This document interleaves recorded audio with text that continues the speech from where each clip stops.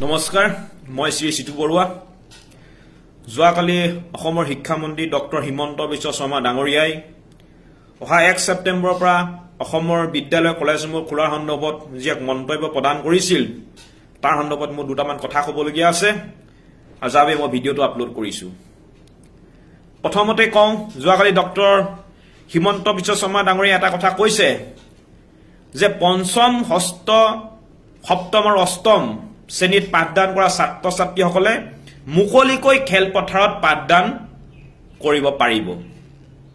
এটা মোৰ প্ৰথম প্ৰশ্ন ডক্টৰ হিমন্ত বিশ্ব শৰ্মা ডাঙৰীয়ালৈ যে আপুনি আপোনাৰ নিজৰ সন্তানক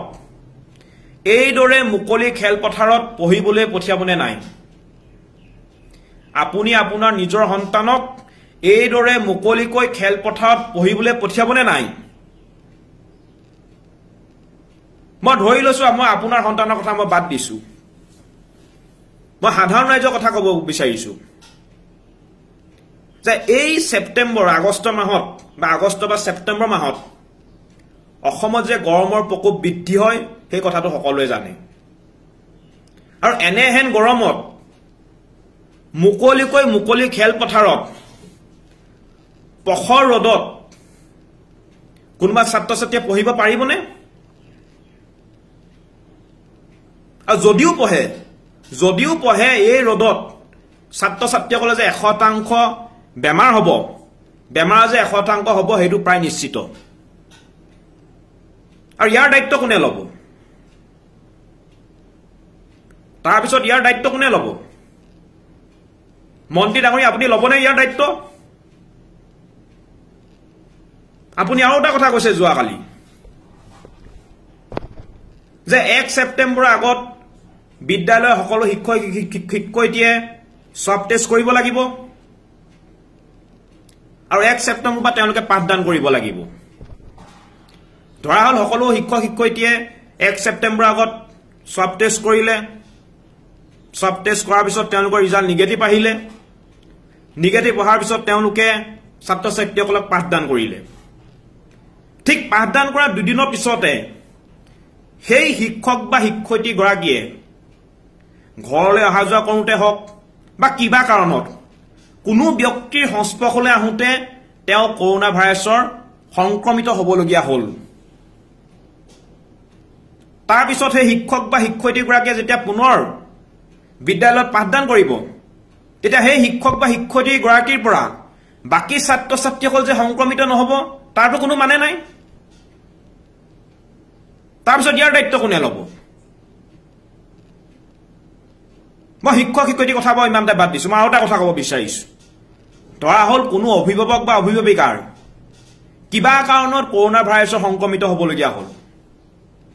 আৰু সেই অভিভাৱক বা অভিভাৱিকাৰ গাৰ পৰা তেওঁ নিজৰ সন্তানৰ গালৈ এই ভাইৰাছ আহিলে আৰু সেই সন্তানে যেতিয়া বিদ্যালয়ত পাঠদান কৰিবলৈ গ'ল সেই সন্তানৰ পৰা যে বাকি ছাত্ৰ ছাত্ৰীসকলৰ গালৈ বেমাৰটো সংক্ৰমিত নহ'ব তাৰ কোনো মানে নাই তাৰ পিছত ইয়াৰ দায়িত্ব কোনে ল'ব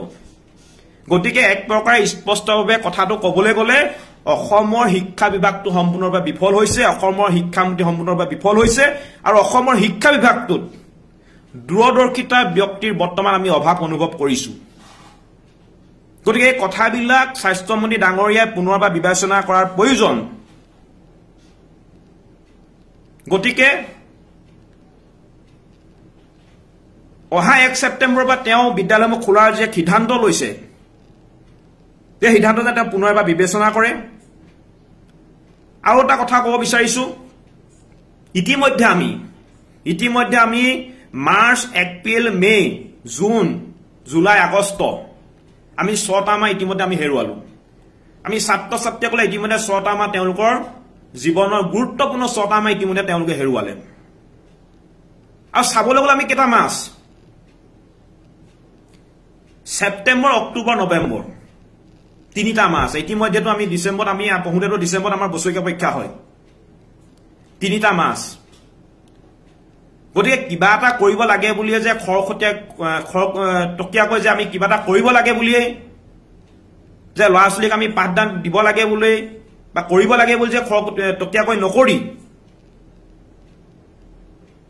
সুশৃংখলভাৱে আলোচনাৰ মাধ্যমেৰে সকলো ব্যক্তিৰ লগতে বিষয়বিলাক আলোচনা কৰি সুপৰামৰ্শ লৈ আমি যাতে আগবাঢ়ো সেই কথাত আমি চিন্তা কৰাৰ প্ৰয়োজন ইতিমধ্যে অনলাইন ক্লাছ হৈ আছে এটো কথা হয় যে বিভিন্নজন ছাত্ৰ ছাত্ৰীয়ে অনলাইন ক্লাছৰ জৰিয়তে তেওঁলোকে পাঠদানৰ সুবিধা পোৱা নাই কিছু কিছু ছাত্ৰ ছাত্ৰীয়ে পাইছে কাৰণ মই কৈছে যে 6টা মাহ ইতিমধ্যে ছাত্ৰ ছাত্ৰীসকলে হেৰুৱাবলগীয়া হ'ল আৰু 3টা মাহ আছে বুলি আমি ধৰি লৈছো যিসকলে অনলাইনত পাঠদান তেওঁলোকে পাঠদানৰ সুবিধা পালে যিসকলে নাই পোৱা গতিকে অহা যদি পুনৰ আমি 3টা মাহ ৰৈ পুনৰ যদি আমি জানুৱাৰী মাহৰ পৰা যদি নতুন উদ্যমেৰে যদি আমি জানুৱাৰী মাহৰ পৰা পুনৰ যদি আমি পাঠদান আৰম্ভ কৰিব পাৰো তেতিয়াহ'লে যিসকলে অনলাইনৰ ব্যৱস্থা পালে তেওঁলোকৰ হয়তো জ্ঞান অলপ বেছি হ'ব কাৰণ তেওঁলোকে অনলাইনতো পাঠদান পাইছে আকৌ পুনৰ তেওঁলোকে শ্ৰেণীকোঠাত পাঠদান কৰিবলৈ পাব আৰু যিসকলে পোৱা নাই তেওঁলোকক পুনৰ পঢ়াৰ ব্যৱস্থা কৰক পুনৰ জানুৱাৰীৰ পৰা পাঠদানৰ ব্যৱস্থা কৰক এই মাজতে কিবা কৰিব লাগে বুলিয়েই সোনকালে কৰিব লাগে বুলি যে কৰিব লাগিব সেইটো কথা নহয় আমি অসমৰ বৰ্তমান সামগ্ৰিক পৰিৱেশটো চাব লাগিব পৰিৱেশ পৰিস্থিতি চাই আমি যিকোনো এটা কাম কৰিব লাগিব গতিকে কথা সেইখিনিয়ে কিবা এটা কৰিব লাগে বুলিয়ে নহয় সকলোৱে নিজৰ নিজৰ পৰামৰ্শ আগবঢ়াব যে ছাত্ৰ ছাত্ৰীসকলৰ শৈক্ষিক